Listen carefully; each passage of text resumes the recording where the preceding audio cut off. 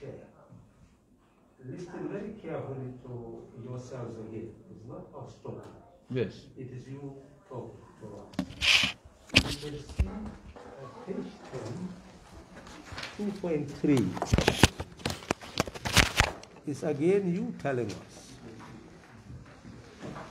the analysis from the above matrix and bar chart illustrate that there is a decline in recruitment in the civil service from 3,432 in 2017 to 3,245 in 2019.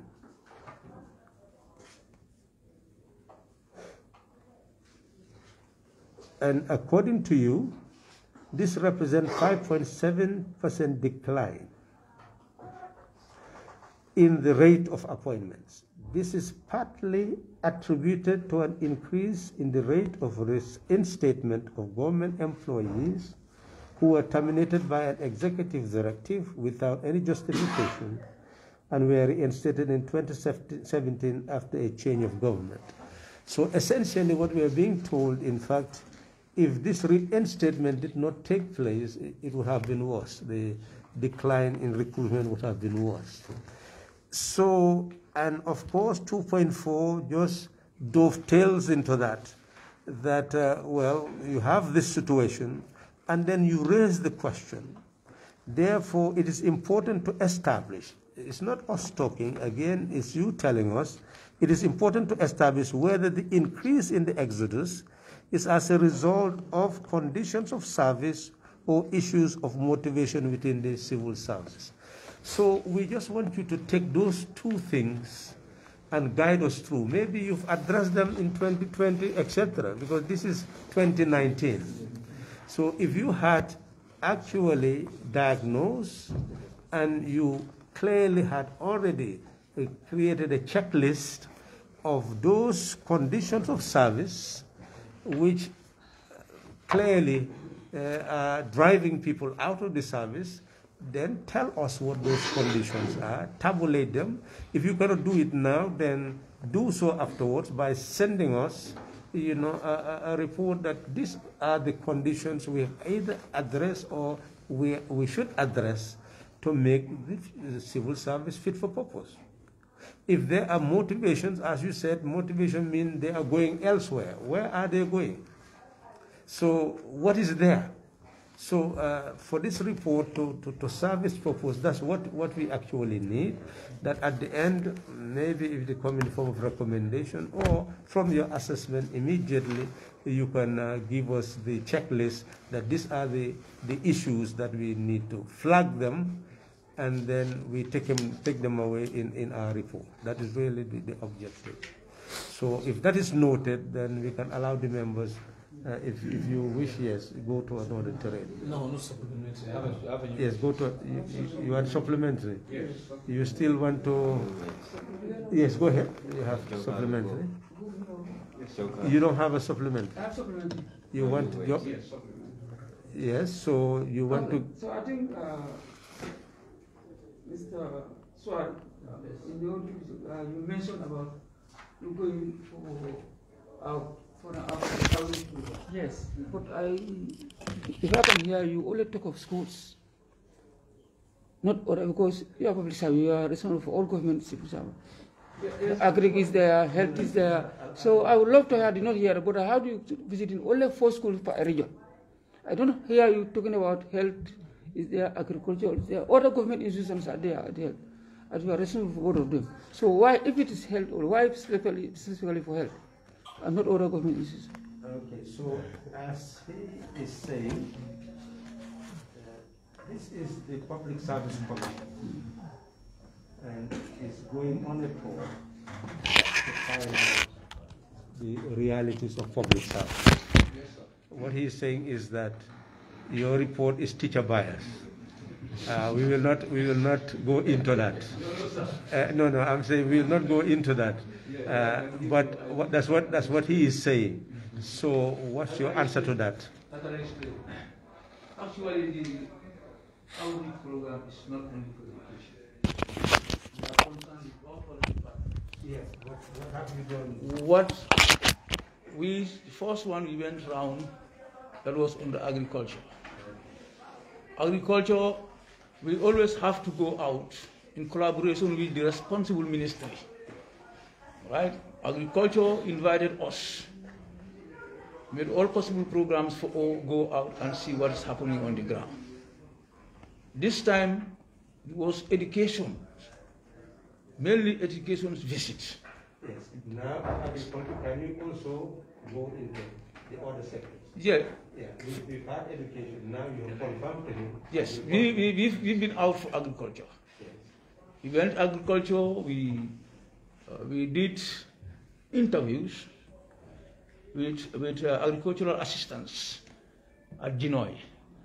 We visited some mixed farming centers, and we had a lot of discussions with agriculturists, those appointed and posted in different communities.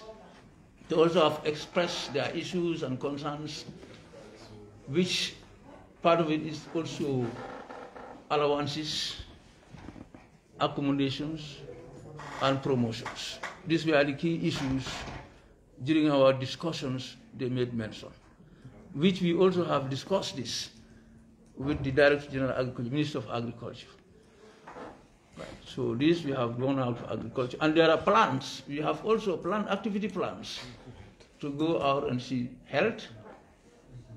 And in fact, within here, we have visited the Minister of Agriculture.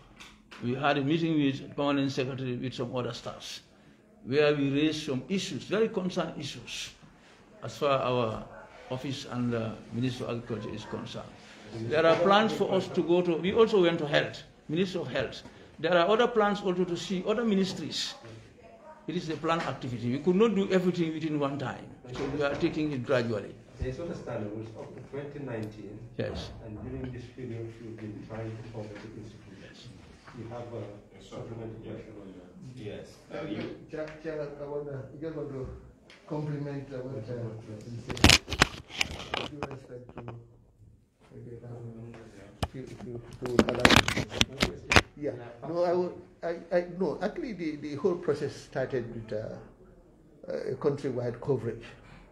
We started off informing the governors and requested them to assemble their committees. They have a committee. Yeah, they have their TAG committee. Technical Advisory Committee. Representing every region. I understand the spirit. So we invited the government. We started with North Bank, and then the whole of the North Bank heads of units, heads of sectors were all at this meeting, and of course the chair and the rest of the commission, we were all there with her. So we told them, of course, what we came for. Again, it's about the condition of service. Try to see ascertain the condition of service. And this committee was represented. We had people from social welfare, had people from agriculture, police. They were all there at this meeting. So we had a whole day of session with them. And of course, we took note of their concerns and so on. And then, of course, we proceeded to CRR. Janjambure, not so. Yeah. And then Janjambure, we had the same experience with the governor at TAG and so on. And thereafter, of course, we went to Basi, URR. And of course, we came down to LRR also.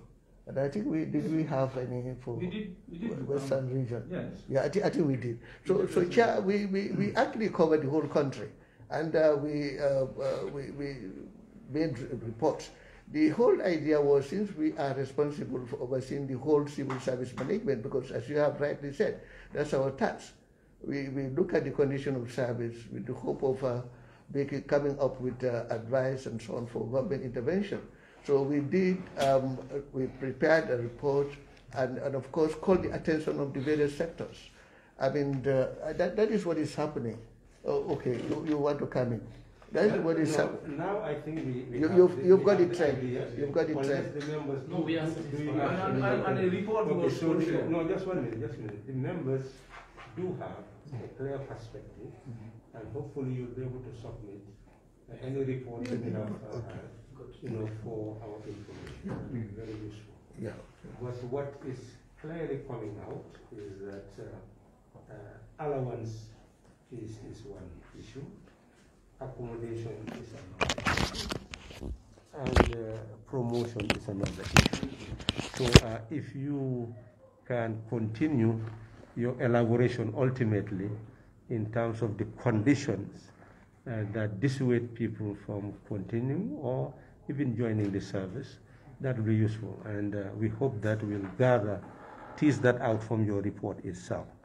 Now, in terms of what you believe should be motivational, have you been doing any assessment of what is on the other side, the other service that seems to be attracting them, where they are actually moving to? Have you done any assessment of what is available at that end?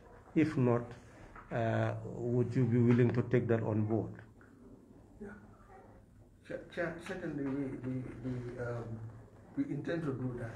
We intend to see why the activity still continues. Because as our Secretary has indicated, there are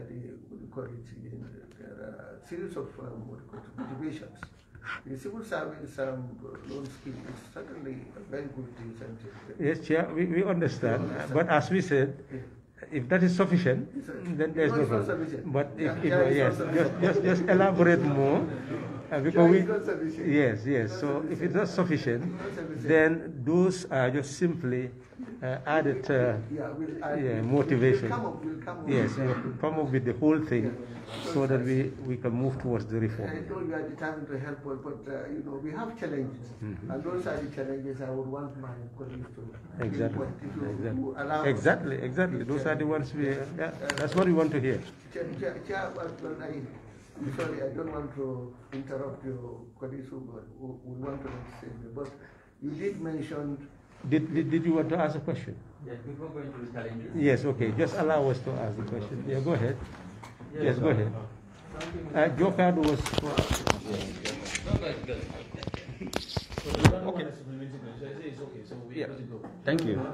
Yes, thank you so much, Chair. But I just want to link these promotions to this job attrition rate, leaving government and then going to private house or private institution. I just want to know whether there is a promotion criteria that they have, that they are using. And if there is so, I just want to know the connection between the civil servant and then the commission. For example, if a civil servant is due for promotion, where he will channel it, or whether there is proper connection between them and then the civil servant, so that they'll be able to know what is due for them.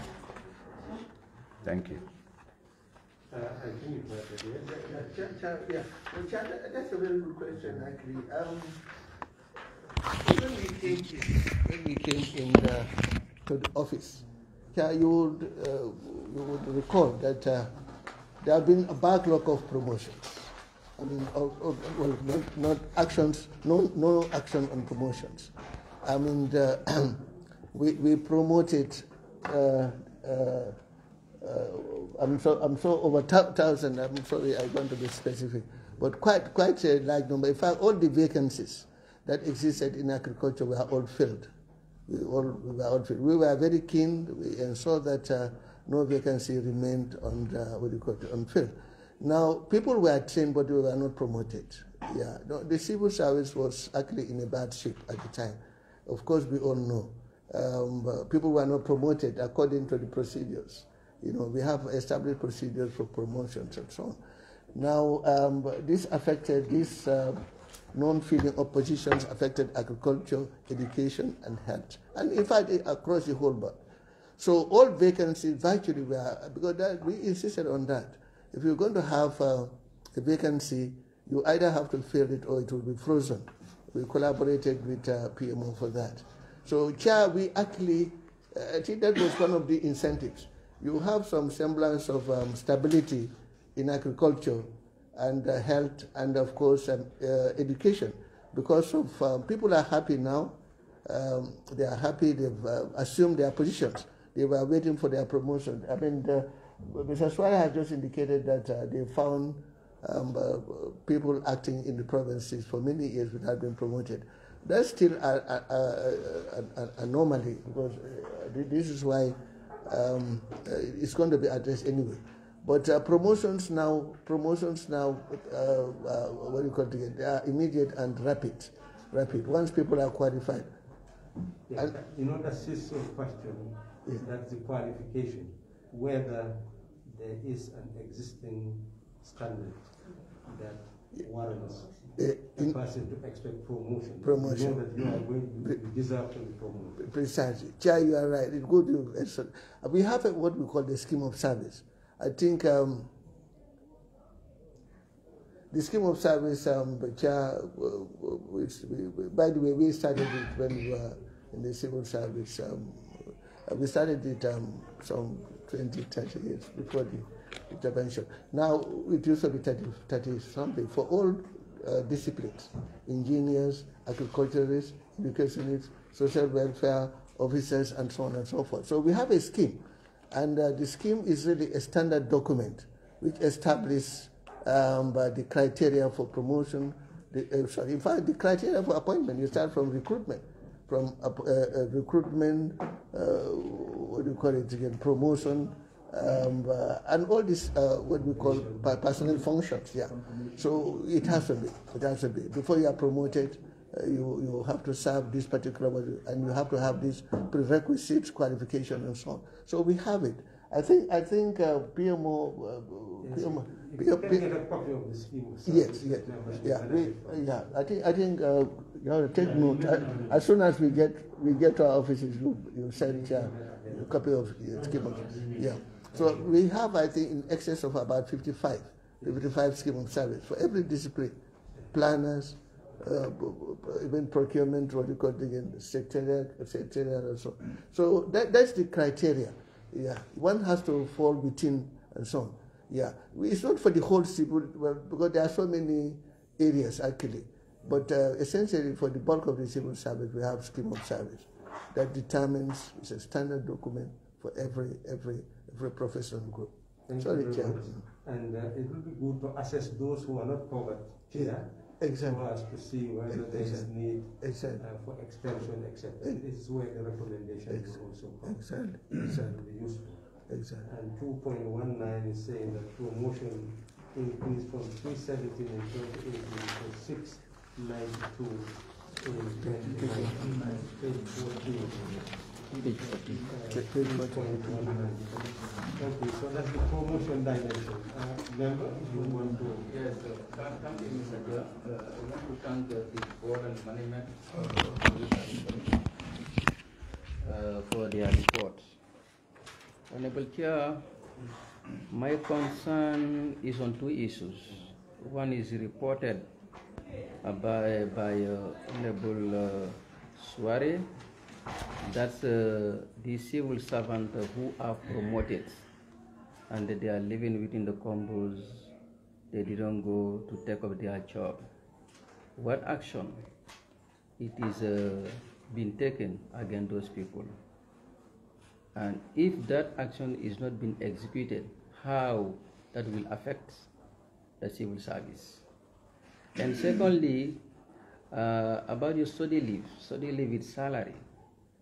I think if study leave with salary is given, if the bonding is not strong, the purpose will not be met. Because the study leave with salary, if I understand, is to motivate the civil servants. If you are within the civil service, this is what you can get, to be trained at the cost to the government. But at the end of the day, we produce you for you to become civil servant to serve the government. But unfortunately, some are given the scholarship. They go and study. At the end of the day, they come. Because of now they are hot cake, they don't go back to the civil service. And the government resources is being spent on that particular individual. not only to have him as a productive citizen, but also to motivate him for retention. But at the end of the day, it's otherwise. So I don't know what mechanism are you going to put in place to make the bonding strong, so that anybody who's going to benefit from the government scholarship, if you go, you are trained as a productive citizen, you come and serve the government in that capacity. The period is not mentioned here. You have mentioned about the solidarity bond, but the duration. If I can remember, when we are going to the university, we are bonded for 4 years. After completion, now I do hear the 4 years is within the training. The training is inclusive. The training period is even inclusive. So I don't know which is what. But if the period after training is so serious, is so strong, it will help you, to meet the target. So those are my two concerns. And thank you. One of my colleagues. Yes. PMO can come in. Yeah, PMO. Yes. Okay. Thank you very much, Chairman,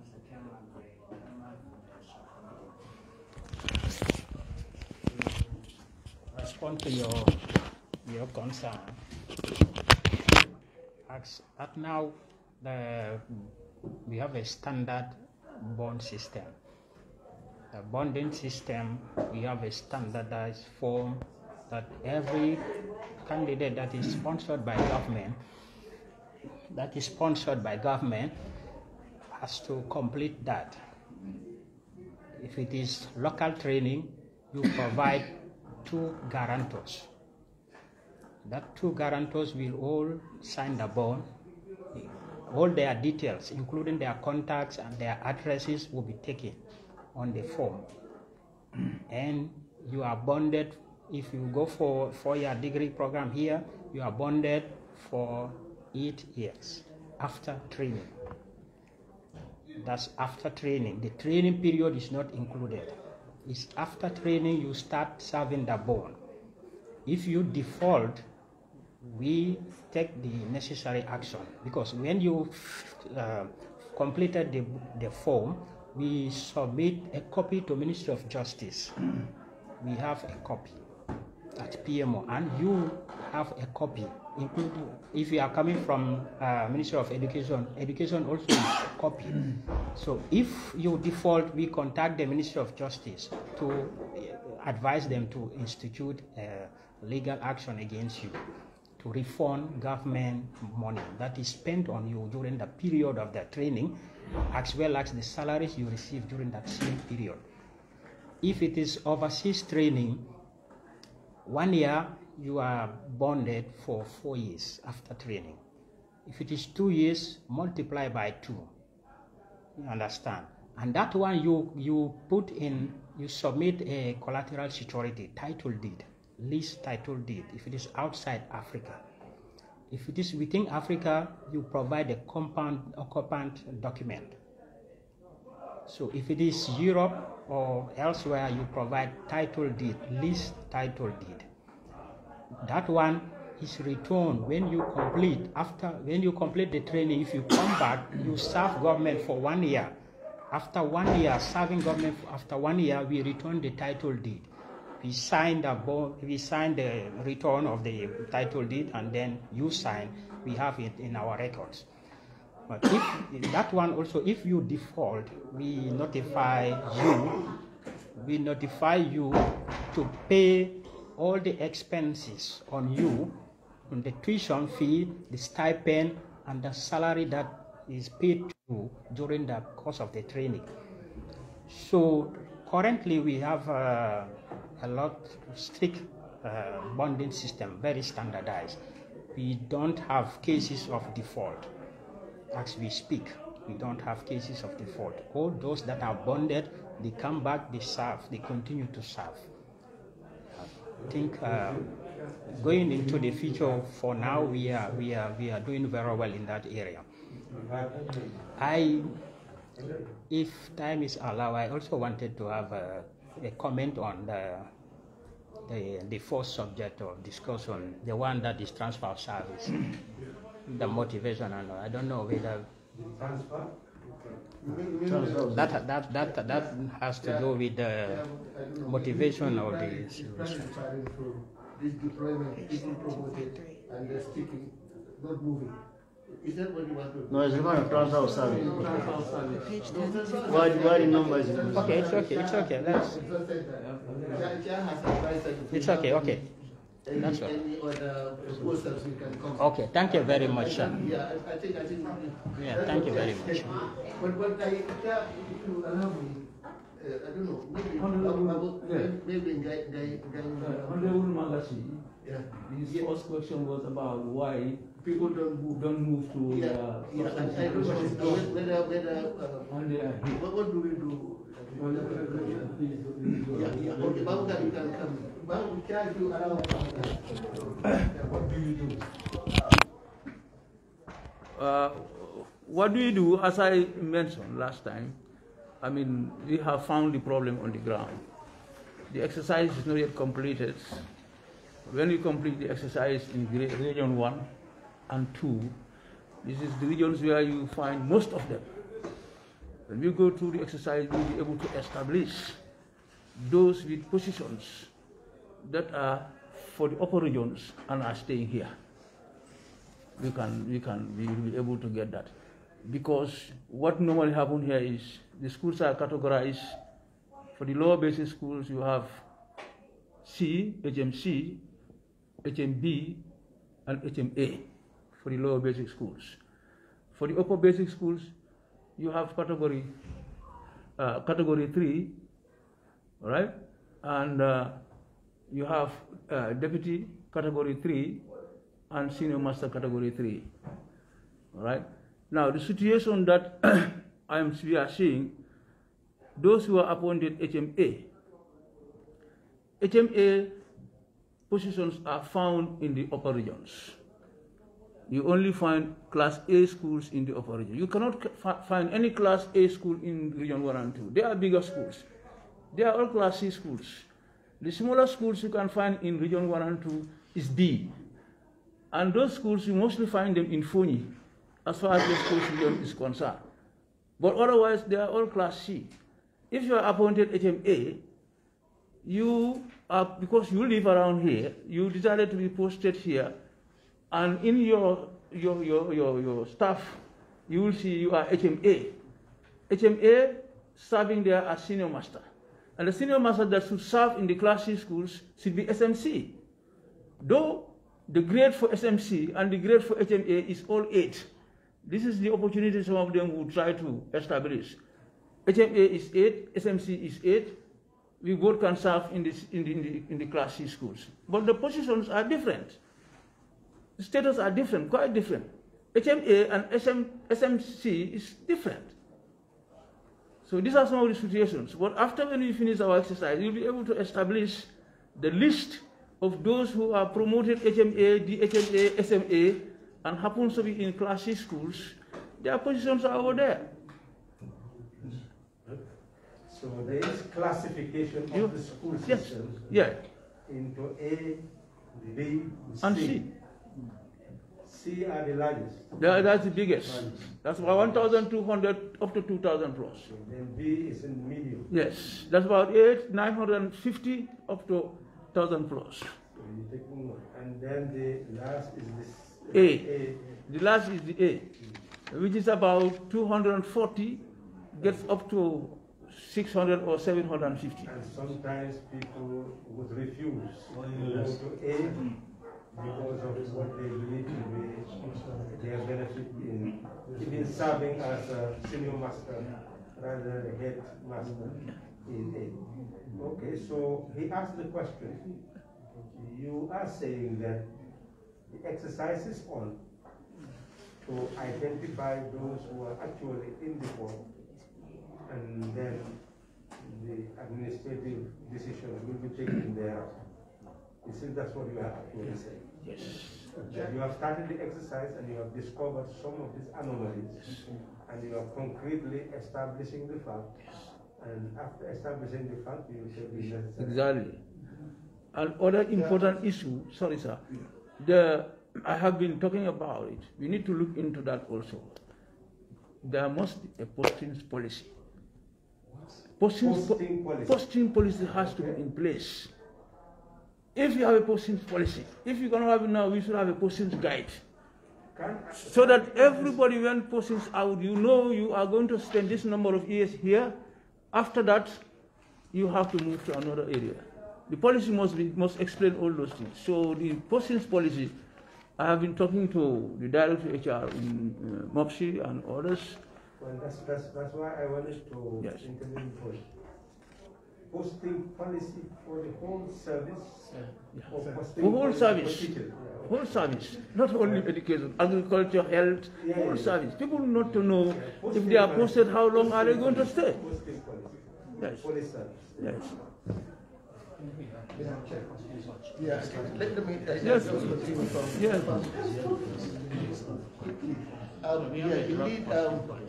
It's not implemented yet. It's a very important. Can you listen to the chair? It's not implemented. Sorry. It's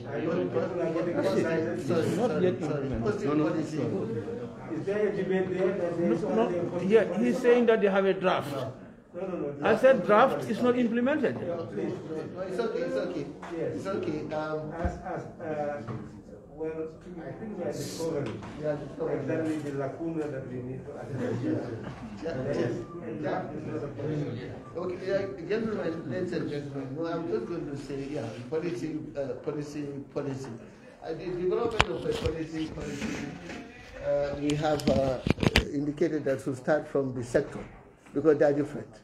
They have different requirements: health, education, and agriculture. I mean, what Babukan in fact is dilating is in fact a different sector. Now, generally, this question, Magasi is gone. This problem of people promoted to positions and sticking themselves into a different area has become used to be very important, but now I think it's disappearing, because on promotion, it's very common also with agriculture and health. Agriculture in particular. Many of you would observe that most of the people who have been promoted, very senior people holding positions that are designated for SAPO, are sitting at Yundu, veterinary, or Bakau. This is very, very common. And now we have made it a condition of their appointment. I mean, as chief executive, like if you are the Director General of Agriculture, it's incumbent on you. Your responsibility is, once a person, an officer is appointed for a particular position, it is your duty to make sure that he's deployed in that particular area. If the commission finds it out, you are going to be disciplined. So that's where the commission starts. On appointment of this chief executive, we've said it to them so many times, and we follow it up, we monitor it, because we have just been traveling. We have been traveling. Chairman, I was at, with the secretary, we were at, Jahal Pachar, what do you call it again? Jahal Pachar, Pachar Farm, rice field. Yeah, where a lot of people who have been seconded to the Roots program. We wanted to see whether they are actually there, or whether they were only interested in getting into the project and getting the money. And so we were able to do that practically, and also to find out whether the people we appointed have already assumed their duties at those positions. So we do it. It's not only education. Education is a unique, and also fortunately is the favorite of my commissioner. He knows it so much. And he's got a lot of solution for it. So we're working on that.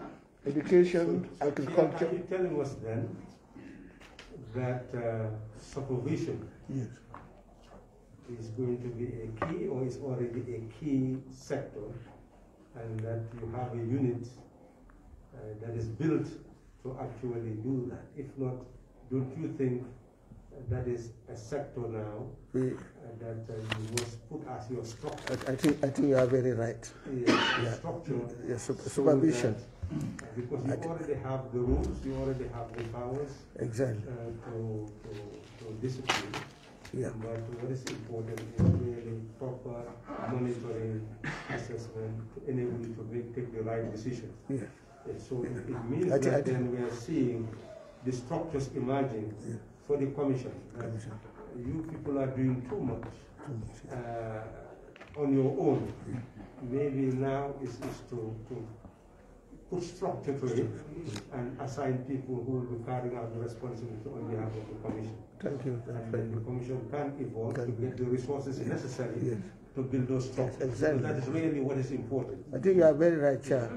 You are very right. I mean, thank you very much for telling us that, because as you would see, the whole body of the Commission gets up and does this. It's not tenable. I mean, last time when we were coming here, half of our Commission were in the provinces and so on, and we were left with. Today, I think we've got it's good, except one who is sick. I think this is very true, very true. We'll set up. So, members, well, what I want to ask is on page 8, analysis of our Commission activity from 2017 to 2019. Page 8, yes. Here I'm looking at the resignations. The pace that it is going. Looking at 2017, we have in like 32. Come down to 2018, you have 18, and then in 2019, you have in like 187. Can you explain? Or are they also related to the transfer of service? Are they the same? Did they have the same issue? Well, I haven't seen any notes attached to resignation. You have put notes to all these ones, well, except resignation. Well, the analysis is there. Sorry, can you say that? It's a resignation. Resignation. He's following it from the 2017 activities, page 8. Yes. And he sees the resignation 32, 18, 18. And 187.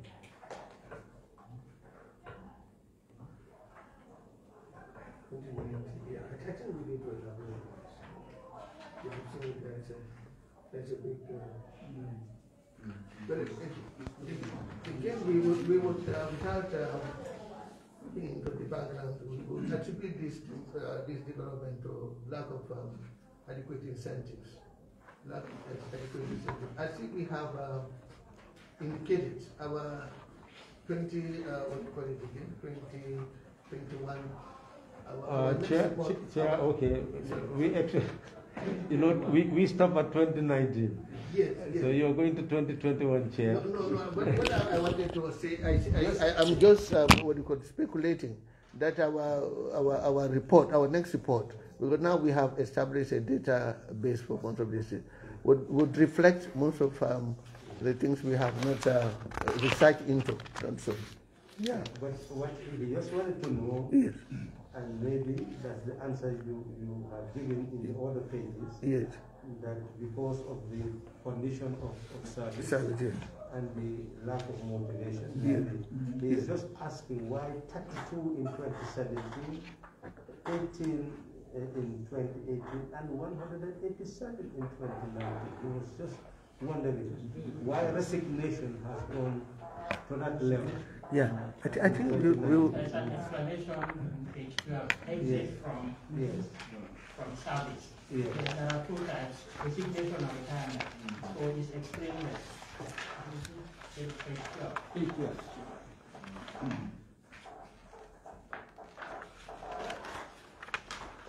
Well, here you're talking about dismissal. You're talking about retirement and.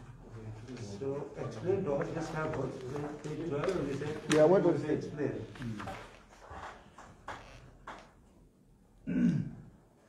Yes, we are listening to you. What do you want to explain to us? He was asking resignation. Yes. 2017, 2018 is 18, and 2019 is 187. He was asking that there was no explanation regarding to why that one happened. Huh? So I said there was there is an explanation from 2.11, exit from service, why the decline. No, we are not seeing what you are saying. I think it must have been an oversight. Okay. I think that's the simple answer. The exit refers to dismissal from the line. Dismissal. But this particular post, I think honorable is very bad. Resignation. It's an oversight that there's no explanation, no. But I'll give one very good scenario. At the Ministry of Health, there is always an exodus of health workers going to the MRC. And as part of the agreement between MRC and the Ministry of Health, for them to accept any health worker at the MRC, you must resign from the civil service. So you'll see all those movements, officers moving to MRC, instead of simply applying for transfer, secondment or transfer of service, this would have been the better option so that after their service they come back.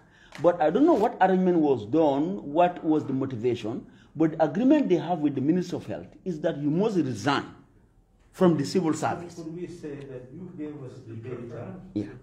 So data is collected from what is factual. Yeah. And the question has been raised. Yeah. So if you have further elucidated, Yeah. then just give us more disclosure. Yeah, exactly. More disclosure. And in the future, if you prepare this report, Yeah. it's important to have The data, yeah. Yeah. that will help us on the data. We can go to the notes and then get an explanation from them. Because we are trying to find out the problem so that we can have recommendations to address it. So we should know the source of the problem. Okay, remember, very good. Yes. Go to dismissal. Page 10. Page 10. Yes, we have seen 2.5. 2.5. Yes. We have seen a national staff audit was conducted and 277 workers absentees were 2,272 was what I think that's a very good job. But my concern here is, have you have anything in place to make sure that this never happen again about this ghost workers issue? Because this is a good job you have done, and the money you have saved is a lot.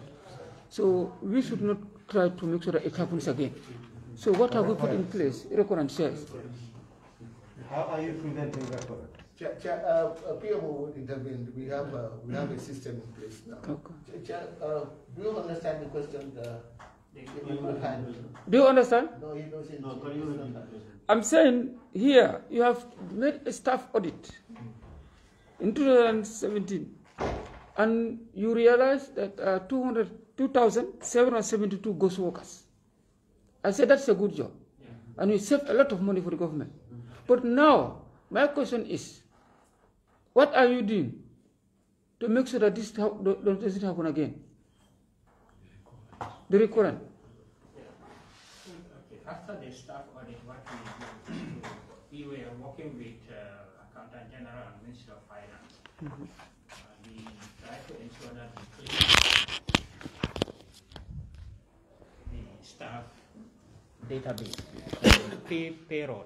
We clean the payroll from all the cost workers' names that are in the payroll, and ensure that the payroll is clean.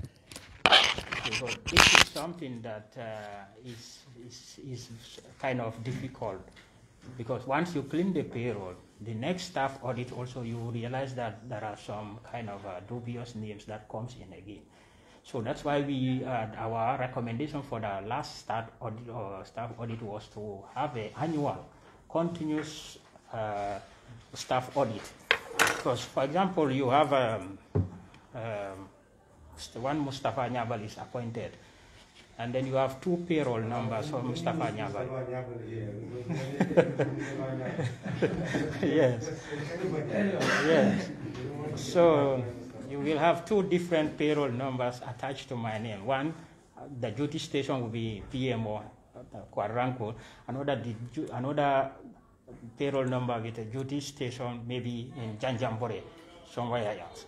So we try to find out who makes this. Is it by the accounting officers who input this data, or is it at the level of analysis of payrolls at the Accountant General's level. But the common consensus was that it happens mistakenly at the level of entry level, where the payroll data is inputted into the system. So, and sometimes it also could be that somebody has left the service unceremoniously without the head of the institution knowing it. And for example, in the province, before the information filters to the PMO and the Accountant General to stop the salary and do the necessary administrative arrangements, then you realize that the salary will be running, somebody is receiving it, or the person actually who left is receiving it through the bank account, or if he is not in the bank account, somebody is receiving on there. And that was the reason why we ensured that now from that time, everybody has to be paid through the bank accounts, even the daily wage. And then we also try to ensure that each official has a TIN number, which is very unique to one individual. So from the last staff audit, we were trying to continuously update the payroll, trying to clean it on an annual basis. Because we know that the staff audit also, the expenditure is too very much, because we also have to displace a lot of staff to go and help. We don't have the capacity at the level of PMO, so we have to co-opt staff from other ministries, and then we have to pay them allowances to undertake that. So, but continuous cleaning of the payroll is a must for us. We are working on that, and currently we are also even trying to migrate to a new system. The 𝐼MIS software was upgraded to the �PICO 10.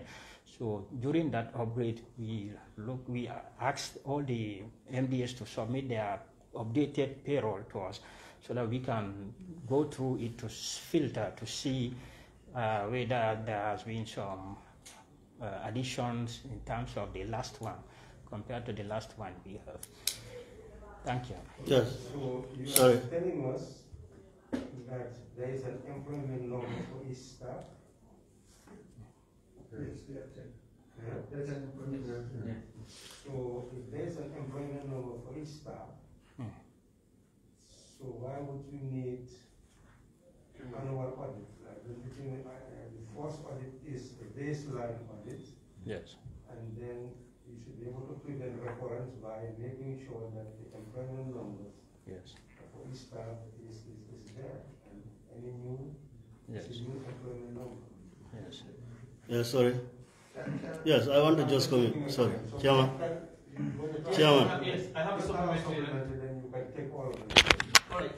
Looking at your figure, what you told us there, you say the government is able to save 10,435,612.72. That's what you are able to save in your 2017 staff nation staff audit report. But now, my question now is, you say that maybe this is as a result of the entry, at the point of entry, you might enter something double for people. Now, how long, do you find out how long have this been existing before you do a general staff audit? If it is existing before, so where was those monies that have been allocated in the budget that is going to this area? What's happened to them? The money guy has a Well, ask the question properly. You said the money, they have the money. What they know is that they've saved 10 million. Yes. So you are saying 10 million behind. No, yes, I'm telling you, did they really find out if this has been existing for that? Because this was a staff audit. How long had you had this ghost staff? Yes, okay. in the system. So have you been able to establish that? The member was on? No, you wouldn't know. This is an institutional problem. This phenomenon had existed in the previous government. We don't want to pass the ball every time. But of course, the truth we have to say it. People were recruited. I mean, recruited not by the Public Service Commission, but people were recruited. People were recruited. And this, of course, also covered the armed forces. the uniformed forces. So, I mean, in fact, they constitute the bulk of these dismissals and so on. Now, under such circumstances, you couldn't have carried out a staff audit. First of all, the military will never allow you to enter their premises. That was a no-go area. But when, of course, I mean, we all know about the problem. So that's the problem. So this thing is a cumulative situation. People were recruited, people were dismissed, people were recruited, and so on. So when the situation stabilized, that was the time it became possible for PMO to carry out a staff audit. Now PMO could go. Prevent recurrence? Sorry? Recurrence, yes. I think that was now the recurrence chair, actually, PMO now has a unit responsible for staff audit. Actually, it's not only on annual basis. Let me come in. Yeah, come, go ahead. Yeah. Just to buttress what DBS have said.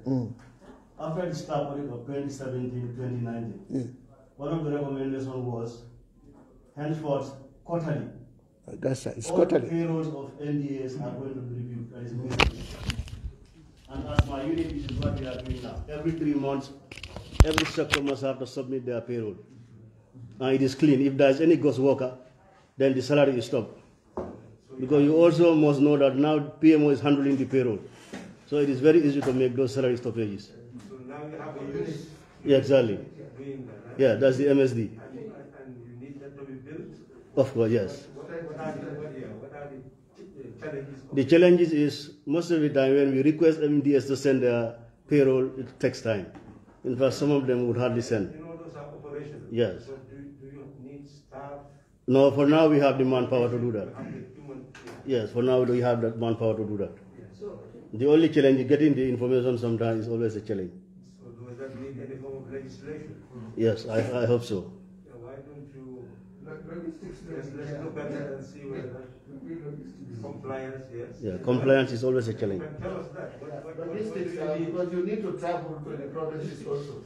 Yeah, I mean even the sectors here, some of the ministries within here, sometimes it takes time before we can get their payroll. Yes, but sometimes legislation can help compliance, so what do you need to strengthen compliance? I think that is the recommendation we need to get from you. Exactly. I think there was a recommendation from the PS of PMO.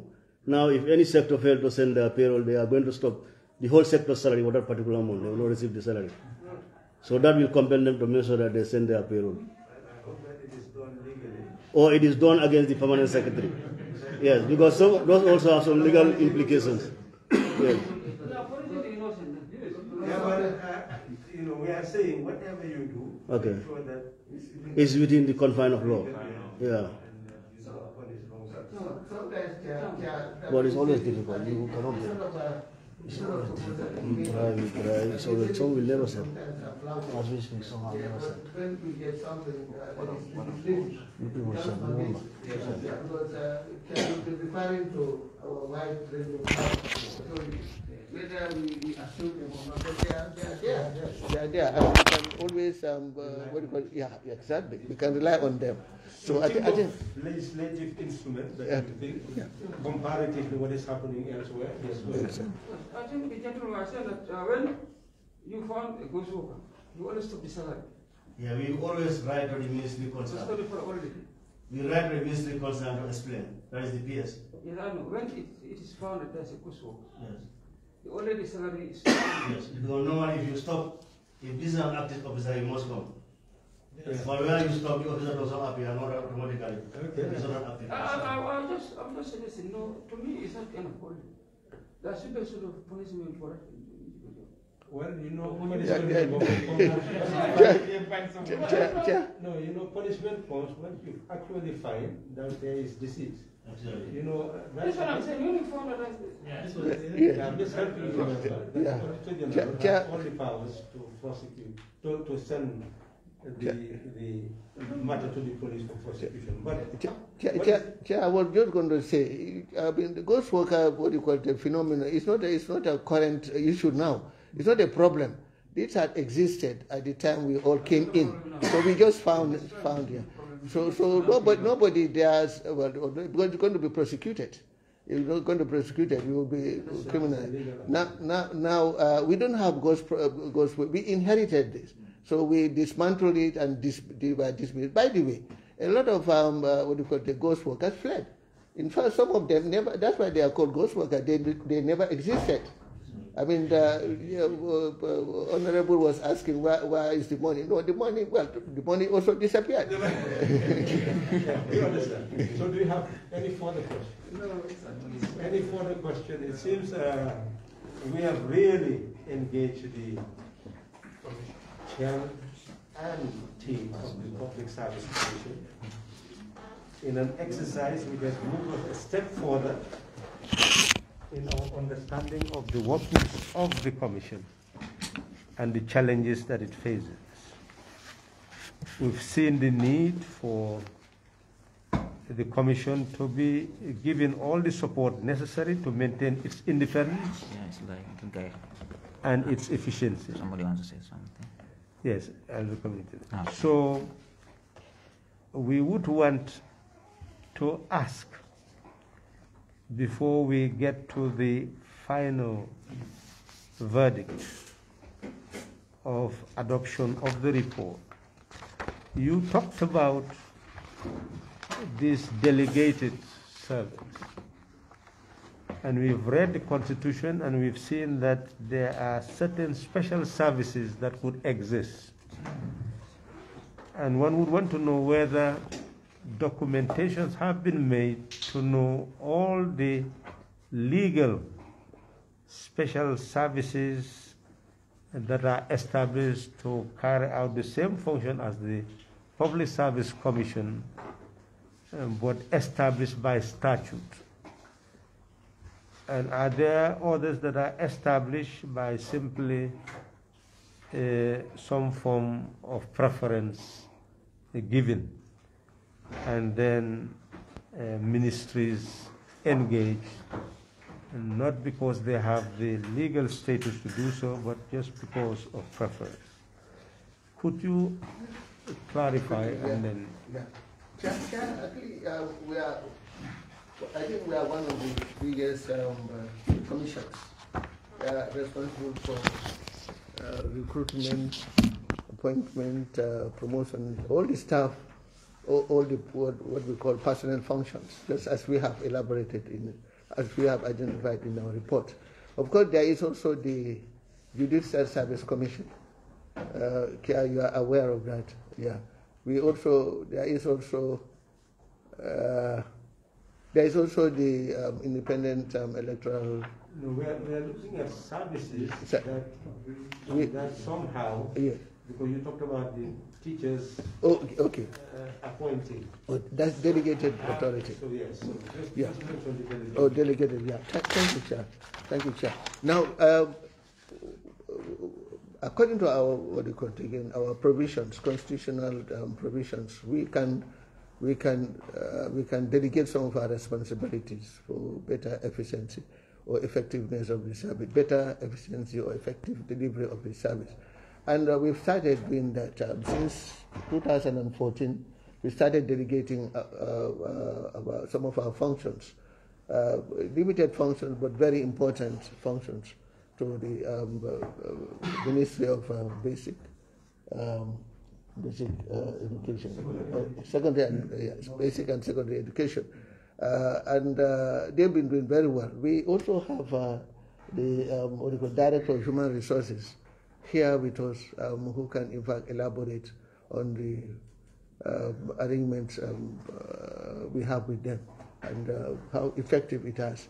Because of the success, without prejudice to what he's going to say, but because of the success we have experienced there, we are replicating the same. We are in the process of replicating the same type of assignment, delegated function to Ministry of Health, because of their size and because of the effectiveness of the process. And thereafter, of course, we may also go on and do the same to agriculture and so on. But Chair, if you would allow, I don't know, the Director of Human Resources Education. So in a way, you already have a planned program for delegated also. Exactly. It's a planned program. It's a planned program. Come up with a planned program. Exactly. But I said, is there already a planned program or you will be working on a plan? No, it's already this year to the year. It's already started. So It's already started. Yeah, we have. Yes. It's already started. HR? Thank you very much, Chairman, for giving me the follow on the delegated responsibility imposed by Public Service Commission. The delegated, by the way of the genesis, the introduction that in 2014 March, the delegated 2014, yes, March 2014, the ministry has been given delegated responsibility based on the request from the Ministry of Basic and Secondary Education to the Public Service Commission through PMO to request for certain delegate responsibility because of the challenges the ministry is facing in terms of doing the business of the ministry. So 2014, that was the responsibility like appointment, promotion, and the discipline of teachers within the frame or within the grade of 6 to 8 were given to the ministry. This one has expedite the business of the ministry because of the fact that in those days, starting with the appointment of teachers within this bracket with 6 to grade 8. When teachers are recruited from the training institutions and they are now ready for the employment, it has to go through a rigorous courses, although because they have to just apply through the PMO and then attend the public service interview, and then sometimes one by one. When you look at the size of the ministry and the number of teachers that graduate from the training institutions, sometimes some people will just receive their face salary in the next academic year or financial year. So based on, these are some of the synopsis of challenges the ministry was facing. Then when this was approved, I think it was the first time in 2014 when the delegated responsibility was given. That was the time we appointed teachers and they received their salaries in September. Some people who were late to receive their attestation from the training institutions, those people were late, and then by September, October, November, they all received their emoluments. So you can see how bad it was. Because taking example from, you say people should not name names, but taking cue from me, when I graduated from the college, I received my salary 7 months into the second year, or the second year. It doesn't necessarily mean that because of I did not come out with the results that should give me an employment, but because of this bureaucracy and bureaucracy of appointment before you are appointed, that was the reason behind it. So when it came in, we all championed it. And then when you look at now the promotion, on those days again, promotion also will be a nightmare because you have to make an announcement across the country. You have to go to GRTS in those days and then make that announcement. What normally happens, some people from our end, let's say in Makamasire or somewhere else, they will find very difficult to get this information. So you find that their counterparts will just get in the interview panel. They will just apply, recruited, and then they are promoted, while they do not even get a single information because of those. In those days, people are not global. And I can say Gambia was not globalized in terms of the gadget like this, whereby communication was very fast. And then now this delegated responsibility has just faced that from the way of the ministry in promoting people. So in conclusion, in summary, I can say that when the responsibility, this delegated responsibility was given to the ministry, we definitely have to send our thanks to the Public Service Commission for that, because we say to ourselves, for all the initiative we are just doing, or we accord from our employer, this is the best initiative. One of the, we can say, if not the best, it's one of the best initiatives that was given to us by the Public Service Commission. Because now that the teachers' problems or business can be solved within minutes, within a second. Because as I speak now, they were talking about that of the payroll. You will hardly say that the teacher will say that I did not receive my salary, because of the fact that we have now, again, they have given us another responsibility. PM has transferred the payroll from the account, from their office to the Ministry of Basic and Secondary Education. Now we are taking care of our own payroll. So therefore, it is now difficult to get that somebody will say that I did not receive my salary 2 months, 3 months, no, because now the problem. You can help us finally with the structure that is in place. Yes. What is the organogram? Okay, the organogram of the public CPAD, we call it CPAD because it's a Committee for Appointment, Promotion and Discipline of the Teacher. So we have the acronym CPAD.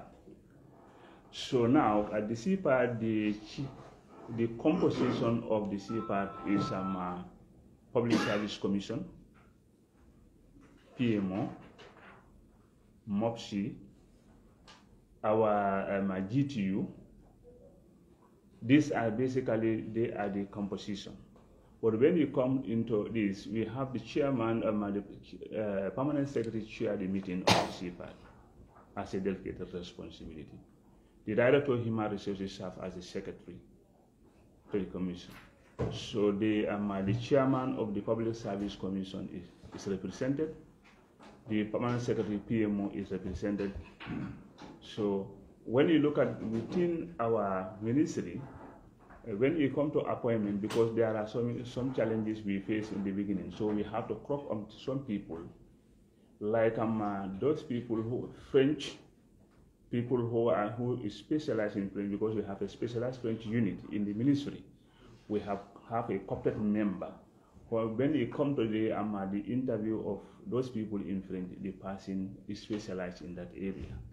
When you come to that of Arabic and all those, we already have a corporate member who also assists in that committee for interpretation of those things. So you can say that for the ministry, we have corporate members, so that can facilitate and then just speed our work at the level of CPAD. So, but basically, these are the composition, the 3 or 4 institutions I have mentioned. I think you mentioned 4 or 3. Yes, 4. I think I mentioned 4. Yes. All right. So these 4 institutions, yes, either have delegated representatives, exactly, will represent in the selection. Yes, yes. Okay. It would be good for us to get the organogram of this institution. Okay. And then we will take that forward, move it forward in our analysis, and then focus on the legalities of the institution. Members, if there are no further questions, then we can now move to put the question. Chair? Chairman, if because I'm sorry, if I will be given permission to dilate on certain issue because people had dealt with that, is in terms of promotion. Because I can see that the committee was just looking for the challenges of the Public Service Commission. I'm not part of the Public Service Commission, but I'm a microcosm outside of the Public Service Commission, because human resources is under that of the public PMO, by extension Public Service Commission. When you look at the promotion of people, the promotion of the people of education, when you look at the size of Ministry of Basic and Secondary Education, we want to promote people continuously. We don't want any vacancy to gather dust, but there are challenges in that, and that has to be explained clearly. The challenge for promotion, you promote people when vacancies are available. But if there is no vacancy, you cannot promote people. One of the challenges of those vacancies is what we call, excuse me, our scheme of, how do you call it, scheme of service, which we have already prepared and it has been submitted. Because as we speak, when you have the schools from Region 1 to Region 6, yes, Region 1 to Region 6, every school, when you look at Education Act, a school of 10 students is described as a school, meaning that a position should be there for the headmaster, the position should be there for the deputy, the position should be there for the senior teachers. According to the Education Act, 10 students in a school is termed as a school. You will go to none of our schools in the country that doesn't exist 10 students in a school. Now, when you look at our category of schools we have, I'll speak about that of our lower basic school. Currently, we have 52% of our lower basic school unclassified, meaning 100% of the teachers who are supposed to have headship are struggling to get 48% of those positions that are there. So these are our challenges. So we cannot promote people as people expect if those positions are not created in the budget. I repeat, 100 people are struggling for 48% of the available vacancies for the lower basic school. 52% of our schools are unclassified. And we have already written reclassification of the school so that those people can also be promoted. Because promotion is very key in motivating people to do their work. You see, a mere fact that you are promoted to HMA, even the emolument does not reflect it, you feel somehow excited to do your work. But if the promotion is not coming, definitely it's another thing. And it is not the responsibility of the Public Service Commission, I can say. It's not responsibility of the Ministry of Basic and Secondary Education. I always say that it's a system failure. Because categorization of the school, if the act is saying this, and this is not available, then those people in that, to implement that, it will be cumbersome. We have 58% of our school classified, 52% of our lower, I'm talking about the lower basic school, 52% of our lower basic is unclassified, meaning there's no portfolio for any person who is going to man those positions. We got you clearly. It will be noted, and if you have any further documentation to substantiate, it will be. Okay, all right. So, in that sense, Chair, we've listened to you. We considered your activity report for the year ended 2017 to 2019. We've also been well briefed why you are not presenting financial statement because of the financial status of the Commission. We've already dealt with that.